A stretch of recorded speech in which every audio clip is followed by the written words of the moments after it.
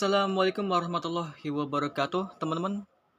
Balik lagi bersama aku di channel TKZRZ Matematika atau dengan nama baru channel kita yaitu adalah maksudnya analis Mathshock Insight. Oke, teman-teman. Pada kali ini kita bakal bahas lagi konten yang sudah saya perbarui ya dengan topik terbarunya itu adalah topik subjek sosial. Oke, teman-teman. Ya, subjek sosial yang kita bahas kali ini adalah topik yang sangat hangat dan trending dibicarakan oleh halayak umum dan berita-berita besar, yaitu adalah mengenai pengesahan RUU TNI atau pengesahan rancangan undang-undang TNI beserta dampak dan informasi mendetail. Oke, teman-teman, sebelum kita lanjut ya, kita boleh kayak kawan ya untuk subscribe dulu di channel aku ini. Boleh kawan ya, oke. Subscribe dan like-nya dulu. Kalau sudah kita lanjut aja, oke. Dan juga teman-teman, saya tidak akan membahas secara deskripsi atau tidak saya bahas secara deskriptif banget, soalnya saya tidak punya banyak waktu karena kalau besok kayaknya besok sudah ini ya, udah Idul Fitri, ya, jadi saya akan punya pekerjaan yang sangat banyak sekali pada hari esok, dan jadi ya mohon maaf banget kalau saya jelasinnya itu agak kurang, tapi kalian nggak apa-apa lah ya guys ya. Bisa lihat dari ininya juga nih, bisa lihat dari teksnya juga nggak apa-apa lah ya. Nah, oke, teman-teman, pada kali ini kita bakal bahas konten yang tadi saya ucapkan adalah soal konteks pro kontra dalam pengesahan RUU TNI. Nah, di sini teman-teman bisa baca dulu deskripsinya dan juga dalam pemahaman kali ini, konteks kali ini atau pada konten kali ini kita berfokus pada mengapa ada konteks pro kontra dalam pengesahan RUU TNI atau dalam pengesahan rancangan undang-undang TNI. Nah, pokoknya itu kayak kenapa nih ada perselisihan dalam pengesahan RUU TNI ini. Nah, itu yang kita bahas teman-teman. Oke.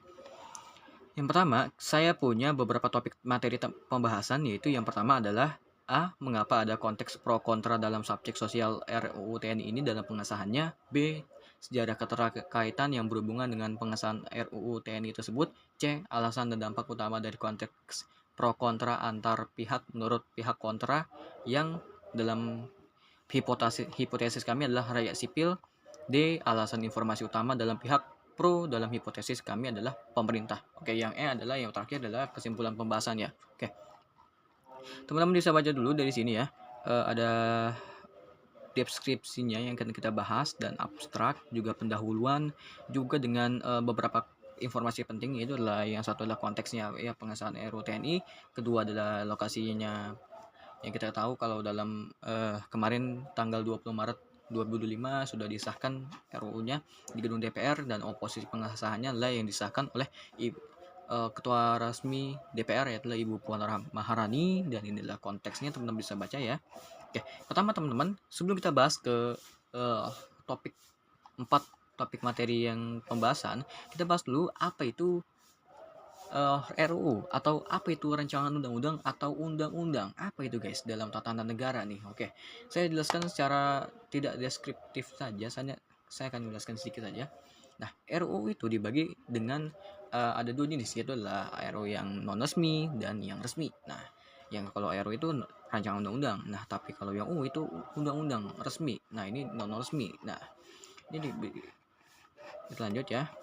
Apa itu RUU? RUU itu ya kalian bisa baca sendiri. Oke. Dimana ini adalah rancangan undang-undang yang belum resmi dari undang-undang yang awalnya yang kayak undang-undang awalnya itu yang masih di hipotesis. Nah, tapi kalau sudah disahkan menjadi tesis, nah seperti ini teman-teman ya. Dia tuh belum terikat hukum, oke. Dan juga masih harus dibahas juga oleh presiden dan DPR. Dan ya, seperti ini teman-teman pembahasan untuk RUU-nya, bisa baca sendiri.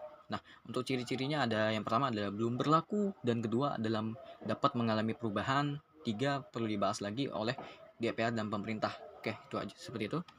Tahapan RUU menjadi UU. Nah, di sini ada tahapannya teman-teman ya. Nah, tahapan pertama itu penyusunan naskah akademik, kedua pengajuan ke DPR, ketiga pembahasan di DPR dan pemerintah, empat persetujuan DPR dan pemerintah, lima pengesahan oleh presiden. Nah, itu dia tahapan tadi. Sorry. Nggak melengsong ya. Oke, lanjut ya. Oke, ciri-ciri UU atau ciri-ciri undang-undang. Maksudnya ini ciri-ciri ini, oh ya, ciri-ciri ini ya apa? Ini sudah kita bahas ya. Oke, tadi kita sudah sampai yang tahapan RUU menjadi UU. Sekarang kita bahas lagi yang UU, yaitu adalah undang-undang yang sudah resmi. Nah, ini tuh intinya tuh kayak ini ya, kayak rancangan undang-undang tapi sudah resmi gitu, sudah disahkan. Nah, di sini sudah memiliki keterikatan hukum. Nah, jadi sudah resmi, sudah disahkan oleh presiden dan juga yang lain-lain dalam kabinetnya dan juga DPR.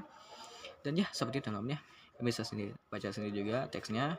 Nah, ciri-ciri UU. Nah, ciri-ciri undang-undangnya tuh ada 3 yang kita bahas, yaitu adalah pertama berlaku secara resmi, kedua harus ditaati oleh masyarakat, ketiga dapat diuji di Mahkamah Konstitusi. Nah, ini ya. Oke, selanjutnya adalah jenis UU dalam tatanan hukum negara Indonesia. Yaitu adalah yang pertama ada Undang-Undang Nasional dan yang kedua adalah Undang-Undang Daerah. Nah, seperti itu namanya. Kita bisa baca juga selengkapnya. Lanjut, contoh UU yang berlaku. Nah, contohnya kayak UU Undang-Undang nomor 34 tahun 2004 tentang TNI, dan yang kedua adalah Undang-Undang nomor 11 tahun 2020 tentang Cipta Kerja maksudnya. Nah, terus yang ketiga adalah perbedaan RUU dan UU ya. Maksudnya kayak perbedaan rancangan undang-undang dan undang-undang. Nah, aspeknya mencakupi yang ini judulnya status hukum. Nah, kalau status hukum RUU itu belum memiliki kekuatan hukum. Nah, tapi kalau UU itu memiliki kekuatan hukum mengikat. Nah, kalau sifat RUU itu masih berupa draft, masih bisa diubah. Tapi kalau UU itu bersifat resmi dan final.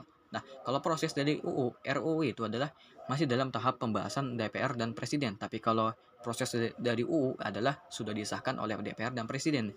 Nah, tapi kalau RUU dalam kewajiban masyarakat itu tidak wajib dipatuhi karena belum sah. Tapi kalau UU dalam kewajiban masyarakat adalah harus dipatuhi oleh seluruh masyarakat. Nah, tapi kalau RUU pengesahannya itu belum disahkan. Nah, kalau UU itu sudah disahkan oleh Presiden atau berlaku otomatis setelah 30 hari. Nah, seperti itu teman-teman ya. Lalu yang keempat adalah relevansi dengan pengesahan RUU TNI. Kalian bisa baca sendiri, oke? Kita lanjut. Nah, sehabis teman-teman sudah mengerti tentang definisi untuk RUU dan UU, kita bahas lagi. Ya, yang kedua adalah pembahasan topik materi. Oke, teman-teman, yang pertama kita bahas adalah A. Mengapa ada konteks pro kontra dalam subjek sosial RUU dan TNI dalam permasalahan ini? Oke, teman-teman, kita bahas dulu ya. Jadi kita bahas dulu nih, mengapa nih? Kenapa ada konteks pro kontra nih dalam subjek sosial pengesahan RUU TNI ini? Kenapa ada perselisihan? Kenapa ada perselisihan antara rakyat sipil dengan dalam hipotesis dengan pemerintah? Kenapa nih ada perselisihan dalam pengesahan RUU TNI ini? Nah, kita bahas ya. Pro kontra dalam pengesahan RUU TNI, teman-teman bisa baca sendiri juga. Nah, pertama kita bahas dulu yang pertama adalah dari pihak argumen pro, di mana argumen pro ini adalah mendukung pengesahan RUU TNI dalam hipotesis pemerintahan. Nah, teman-teman bisa baca juga, oke. Nah, kita bahas juga dengan alasan-alasan utamanya mengapa mereka mendukung RUU pengesahan RUU TNI ini. Nah, yang pertama adalah sebagai adaptasi terhadap ancaman non militer. Nah, seperti teman-teman 3 poin utama. Nah, yang ke B adalah memperkuat sinergi antara TNI dan pemerintah sipil. Nah, yang ketiga adalah C, modernisasi dan reformasi militer. Nah, teman-teman bisa baca juga ini. Nah, oke teman-teman, kita lanjut ke yang kedua adalah pihak argumen kontra, yaitu adalah yang menolak atau mengkritisi RUU TNI. Nah, ini dalam hipotesis ya adalah rakyat sipil ya. Oke, kita lanjut. Ini juga teman-teman bisa baca pengertiannya. Nah, kita lanjut seperti biasa adalah alasan utama dibalik kenapa dari argumen kontra ini menentang keras adanya pengesahan RUU TNI ya, yang hipotesisnya adalah karya sipil. Oke, yang pertama adalah A. Potensi kembalinya dui fungsi ABRI. Nah, ini cukup ngeri nih sebenarnya. Yang B adalah ancaman terhadap supremasi sipil. Nah, ini cukup ngeri juga nih. Yang ke C adalah bertentangan dengan reformasi 1998. Nah, yang D adalah risiko pelanggaran HAM dan represi terhadap masyarakat. Nah, seperti itu teman-teman ya. Dan yang terakhir adalah D, ini adalah kesimpulan dan implikasi. Teman-teman bisa baca ya. Nah, kita lanjut. Yang ke B adalah topik materi selanjutnya adalah sejarah keterkaitan yang berhubungan dengan pengesahan RUU TNI tersebut. Nah, deskripsi teman-teman bisa baca sendiri, abstrak juga, pendahuluan juga. Oke. Kita lanjut ke pembahasan. Nah, kita lanjut ke era pertama, yaitu adalah jadi teman-teman ketika kita mempelajari sejarah dan atau keterkaitannya dengan pengesahan RUU TNI 2025 ini ada beberapa sejarah yang disangkuti teman-teman. Nah, yang pertama adalah pada era Orde Baru dan dui fungsi ABRI. Nah, ini sistem dui fungsi ABRI nih. Ada keterkaitannya juga nih. Teman-teman bisa baca, oke? Bisa baca ya. Bisa dibaca ini maksudnya. Nah, lanjut kita ke inti seluk-beluk Undang-Undang TNI 2025, teman-teman. Nah, lanjut dui fungsi ABRI dan hubungannya dengan pengesahan Rancangan Undang-Undang TNI 2025. Nah, teman-teman bisa baca juga, oke?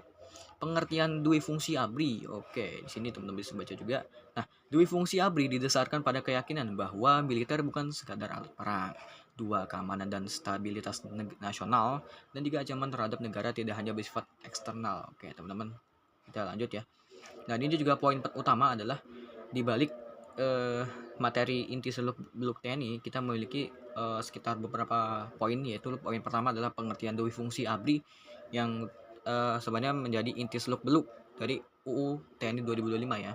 Nah, poin kedua adalah implementasi dui fungsi ABRI di era Orde Baru pada tahun 1966 sampai 1988, maksudnya 1998. Yang sebenarnya ini juga adalah masa jabatan Pak Soeharto dari awal ia menjabat sampai akhir dia menjabat ya. Oke. Yang pertama adalah mengenai apa ini? Oke, ini adalah beberapa aspek kehidupan negara dalam di fungsi ABRI yang diperkuat dan dilembagakan ya. Poin pertama adalah dominasi militer dalam pemerintahan. Nah, ini cukup penting juga nih. Nah, yang kedua adalah peran militer dan ekonomi dan bisnis. Oke. Yang ketiga adalah represi terhadap oposisi politik. Nah, oke, teman-teman. Poin ketiga kita lanjut adalah reformasi 1998 dan upaya menghapus dui fungsi ABRI. Nah, jadi teman-teman kita lanjut aja ke langkah-langkah reformasi militer pasca 1998 ya. Nah, teman-teman bisa baca juga nih. Nah, langsung aja kita masuk. Yang pertama adalah pemecahan ABRI menjadi TNI dan Polri. Nah, ini maksudnya adalah langkah-langkah nih. Kenapa langkah-langkah gerakan dari reformasi militer pasca 1998 ya. Nah, yang kedua adalah penghapusan fraksi ABRI di DPR 2004. Yang ketiga adalah pengesahan UU TNI 2004. Nah, terus yang selanjutnya adalah revisi UU TNI 2025 dan potensi kembalinya dui fungsi ABRI. Oke, teman-teman. Nah, yang pertama adalah perluasan kewenangan militer dalam urusan sipil. Nah, yang kedua adalah keterlibatan TNI dalam operasi non militer. Yang ketiga adalah reaksi publik dan pro kontra. Nah, lanjut yang selanjutnya adalah kesimpulan. Nah, kesimpulannya teman-teman bisa baca juga ya. Apakah di Indonesia kembali ke dui fungsi ABRI? Teman-teman bisa baca sendiri juga, oke. Nih. Oke, saya bahas dulu. Yang pertama adalah mungkin secara kita deskriptif sebenarnya tidak usah juga ya. Kita lanjut aja ke materi selanjutnya. Topik materi selanjutnya adalah C. Alasan dan dampak utama dari konteks pro kontra antar pihak menurut pihak kontra. Oke, teman-teman, ini maksudnya adalah maksudnya adalah kita bahas dari pihak kontra dulu nih. Dari pihak kontra yang dalam hipotesis adalah rakyat sipil. Nah, itu mencakup alasan dan dampak utamanya dalam kenapa dia menentang keras pengesahan RUU ini. Nah, ini ada deskripsi juga, teman-teman bisa baca, abstrak dan pendahuluan bisa teman-teman baca juga ya. Nah, lanjut ke yang poin pertama adalah alasan penolakan dari pihak kontra rakyat sipil. Oke. Yang pertama adalah A. Ancaman terhadap supremasi sipil. Nah, B. Potensi kembalinya militerisasi dalam kebijakan publik. Nah, teman-teman bisa baca juga yang tadi tuh dalam setiap deskriptifnya. Dan C adalah pembengkakan anggaran pertahanan. Nah, ini juga penting nih. Yang D adalah kemungkinan pelanggaran HAM dan reaksi represif. Nah, kita lanjut ke dampak utama dari perspektif pihak kontra. Nah, berdasarkan alasan-alasan di atas, berikut adalah beberapa dampaknya. Oke, yang pertama adalah A. Melemahnya demokrasi dan reformasi. Nah, ini juga penting nih. B. Meningkatnya potensi penyalahgunaan kekuasaan. Nah, yang kecil adalah selanjutnya adalah konflik kewenangan dengan Polri. Nah, Yang D adalah berkurangnya alokasi anggaran untuk kesejahteraan rakyat. Nah, kesimpulannya teman-teman bisa baca juga ya. Lalu yang lanjut ke D adalah alasan dan dampak dari konteks pro kontra antar pihak menurut pihak pro, hipotesis pemerintahan. Nah, ini selanjutnya adalah kita bahas dari pihak pro, yaitu adalah dalam hipotesis pemerintahan ya. Kita bahas alasan dan dampak utamanya, kenapa ia mendukung ini. Nah, lanjut.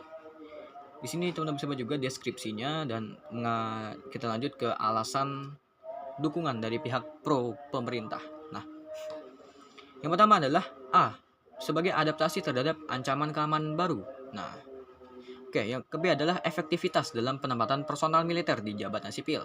Ini juga agak kontroversial nih. Dalam beberapa peran TNI antara lainnya adalah Badan Nasional Penanggulangan Bencana BNPB, Badan Nasional Penanggulangan Terorisme BNPT, dan yang terakhir adalah Kementerian Koordinator Politik, Hukum, dan Keamanan atau Kemenko Polhukam. Nah, teman-teman bisa baca juga ini terakhirnya. C adalah peningkatan kesiapan dan modernisasi pertahanan negara. Oke, yang D adalah mengatasi tumpang tindih kewenangan dalam keamanan nasional. Oke, kita lanjut yang selanjutnya adalah dampak utama dari perspektif pihak pro pemerintah, hipotesis pemerintah. Oke, teman-teman bisa baca juga. Nah, yang A adalah meningkatkan keamanan nasional dan dalam ketahanan negara. Nah, yang kedua adalah efisiensi dan dalam koordinator antar lembaga. Oke. Yang C adalah mencegah dominasi kekuatan asing dalam keamanan nasional. Nah, dia adalah penguatan posisi Indonesia dalam geopolitik regional. Oke. Kesimpulannya juga bisa bahas sendiri dan kita sudah dalam kesimpulannya dan juga saya ingin bahas beberapa detail beberapa pembahasan yang mungkin kurang jelas, yaitu ya intinya teman-teman kita bakal bahas dulu yang ini ya, definisi RUU undang-undang sebelum kita bahas ke RUU TNI ya. Dimana saya sudah bahas juga tadi. Kita lanjut kemana lagi ya. Oke, yang di sini adalah mengapa ada konteks pro kontra dalam subjek sosial. Di sini adalah ininya tuh kayak ada beberapa argumen pro dan argumen kontra yang telah diisi, yang juga argumen pro itu adalah dalam hipotesis pemerintahan. Sorry. Dan juga yang dalam argumen kontra yaitu untuk dalam hipotesis rakyat sipil ya. Nah, juga ini adalah pada pengertiannya, di mana saya tadi sudah bahas juga, teman-teman bisa baca juga penjelasannya, dan juga untuk sejarah keterkaitan yang berhubungan dengan pengesahan RUU TNI ini singkatnya ya teman-teman, itu pertama itu dari era Orde Baru dalam dan Dwi Fungsi ABRI. Nah, kedua itu dalam gerakan reformasi 1998. Yang ketiga adalah puncaknya yaitu adalah pengesahan Undang-Undang TNI Nomor 34 Tahun 2004. Nah, lalu pada terakhirnya adalah pengesahan UU TNI 2025 ya, yang sudah direvisi dari untuk dari UU TNI 2004 ya maksudnya. Ini ada inti seluk-beluknya juga. Ini adalah untuk inti seluk-beluknya dalam UU TNI ini 2005 adalah intinya adalah dia itu berfokus pada dui fungsi ABRI ya sistemnya. Nah, teman-teman, di sini juga yang pada C ini adalah kita membahas soal C dan D itu sebenarnya membahas tentang pembahasan deskriptif mengenai dari maksudnya dari masing-masing pihak pro dan kontra itu kita bahas ya, mengenai alasan dampaknya juga mengapa ia mendukungnya. Nah, teman-teman bisa baca juga ya. Saya kembalikan juga kalau bisa dokumennya di deskripsi video. Nah, teman-teman, tidak terasa sudah mencapai kesimpulan pembahasan, teman-teman bisa baca juga ya. Nah, maaf juga kalau saya tidak bahas secara deskriptif, soalnya saya agak kepepet juga nih soal besok, karena besok juga menjelang Idul Fitri, dan juga ini sudah saya rekamannya dalam malam takbiran, dan juga maaf banget teman-teman. Juga saya mengucapkan Selamat Hari Raya Idul Fitri kepada kalian. Kalau saya udah ada maaf, tolong maafkan saya secara lahir batin, oke? Juga disclaimer terakhir kali ini adalah dokumen ini bersifat kritik ya. Ini hanya berupa informasi mendetail mengenai apa, kenapa ada konteks pro kontra atau kenapa ada perselisihan antara rakyat sipil dengan pemerintah dalam pengesahan RUU TNI ini. Nah, teman-teman ya, teman bisa baca dulu dia disclaimer-nya ini agar teman-teman tidak salah paham. Nah, teman-teman, saya sangat berterima kasih kembali kepada kalian yang sudah menonton video ini sampai akhir, teman-teman ya. Dan juga jangan lupa untuk membantu channel ini karena channel ini sudah mencapai subscriber yang cukup lumayan, yaitu udah pada angka 309, teman-teman ya. Saya sangat berterima kasih kembali. Dan juga mungkin sampai sini saja yang dapat saya sampaikan ya, teman-teman ya. Berterima kasih banget kepada kalian sudah nonton video ini sampai awal sampai akhir. Saya analis Medsok Insight mengucapkan selamat Idul Fitri dan mohon maaf lahir batin. Bertemu lagi di konten selanjutnya. Bye bye.